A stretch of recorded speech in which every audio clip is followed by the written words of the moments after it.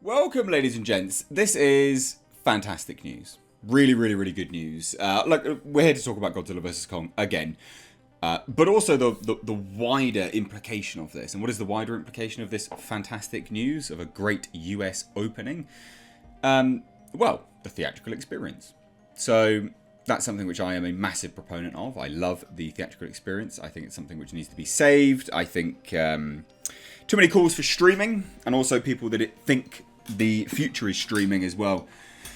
I've always said, like, blockbusters cannot sustain on streaming. They just cannot get the... They just don't get the money back, basically. It's just basic mathematics. The finances just... It's not good.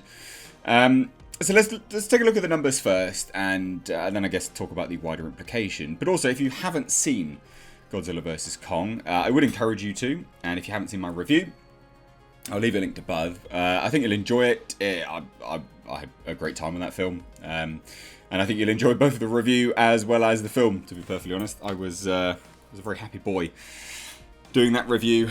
So much so I think I peaked the audios. So let's take a look. Now, this is really important to note, is that opening day for the US, not a weekend. Now, I know a lot of people will say, well, it doesn't matter because we're in a pandemic. You know, people just aren't working. Well, they are. They are working. And if they aren't working, how are they paying for the theatre anyway? Because money's tight, isn't it? So I think this is nothing but positive. You know, not a weekend. People are still going out in droves, right? So Godzilla vs. Kong is well on its way to conquering the international box office. Now, this is obviously this article, which I'll leave linked down below just for continuity. It says, and Warner Brothers Legendary's latest MonsterVerse movie is now off to a terrific start on home turf. And that's the thing, because it took 121.8 million worldwide on its opening weekend, and 70 million of that was from China, and then the rest was just, 38 territories in total, basically. Now it's opening up in the major markets. So China's a major market, but the US is as well. It's now available in streaming and on some sort of what we have like subscription sort of it's basically our cable TV here in the UK, like Sky and things like that. The guys in the States won't literally know what I'm talking about, but it makes sense to people in the UK. Now, obviously, this says the Adam Wingard-directed Godzilla vs. Kong took in a very impressive 9.6 million in the US. That is actually really impressive. Now, this is box office. This isn't HBO Max. Right? We don't know the HBO Max viewing figures yet. We don't know the Sky viewing figures yet. The Now TV, again, UK specific. We don't know Google Play Store. We don't know how many people rented the premiere, right? So many things we don't know because they cannot be independently verified. So the numbers are kind of like, well, if they choose to give them, they choose to give them, and then we just have to believe them. But box office, no, we know what the box office is. 9.6 million in the US alone. That's really good. That's really good. For midweek, 9.6 million during the pandemic. Yeah, that's great. That's solid. That's very, very good. Now, obviously, they say this is the biggest opening day of any film since COVID-19 pandemic. And yeah, it is, which is fascinating, because I remember people were shouting from the rooftops, Wonder Woman 1984 did so good, Tenet did so good, and they did do really well.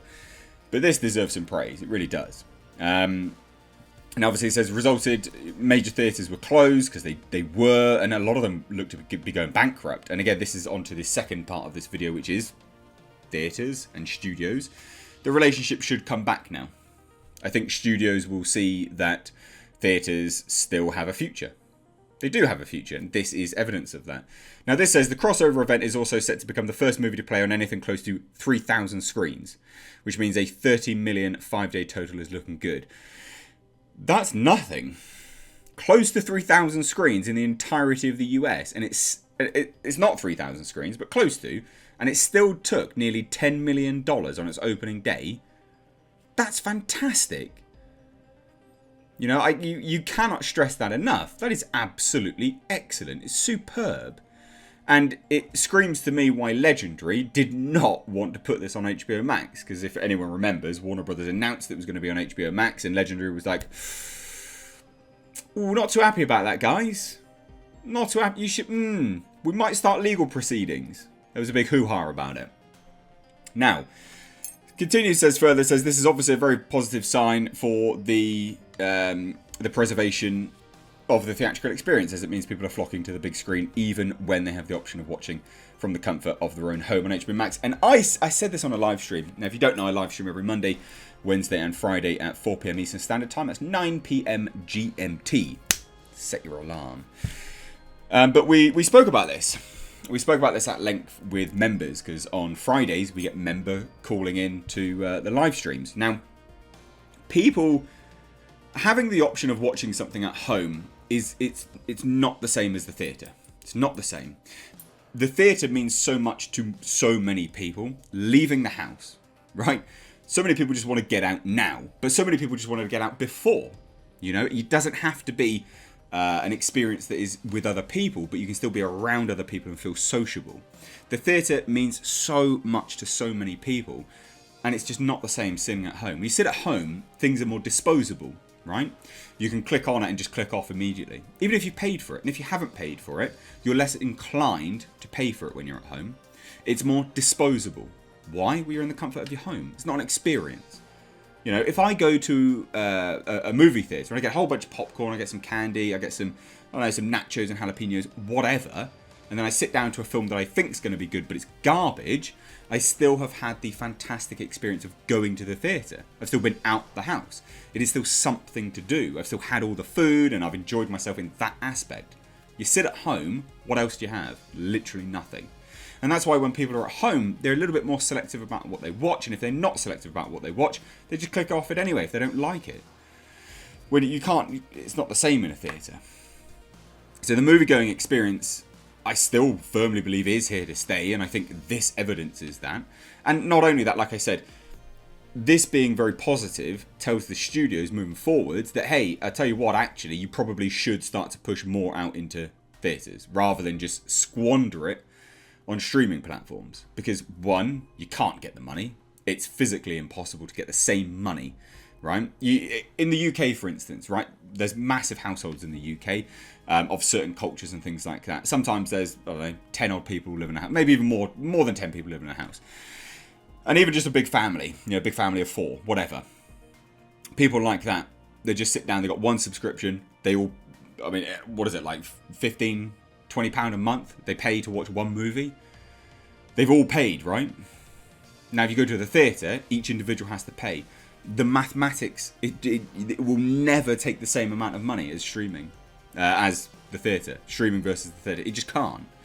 So this tells the studios that they need to keep sending stuff to theatres. And this is positive, but I also said, and have said many times before, is that theatres need to wise up to the fact that, you know, they are squandering their opportunities as well. Like during this whole COVID scenario, theatre down the road from me started replaying old movies. They don't have to pay anywhere near the same amount of money to a studio for that. Watched Akira, watched The Shining, so many things. It was really, really good fun. And I do think other theatres need to start doing this on top of the blockbusters that come out. So anyway, I thought that would be interesting. Now, obviously, they continue here and says the early social media reactions to the movie, mostly positive, and the reviews pretty much followed suit as GVK now sits at 79% on Rotten Tomatoes. No one cares about Rotten Tomatoes. They can suck a fat one. No one cares. Literally no one cares. But this is positive news. Nearly 10 million on an opening week, on an opening night during the midweek, during the pandemic. Yeah, Warner Brothers, and specifically Legendary, because they paid for this movie. It is a Legendary production. Warner Brothers do the distribution. Get my words out there. Yeah, they're going to be very happy with this. And hopefully this leads to it continuing. But anyway, hand it on over to you. What do you think? What do you think about the movie-going experience? Do you want to keep going to the theatres? Or do you just want to sit there at home? Love to hear it, because I like getting these general censuses from people. So please do let me know. Like I said, if you're new here, do hit subscribe. Give this video a like and a share. Thanks so much. Take care.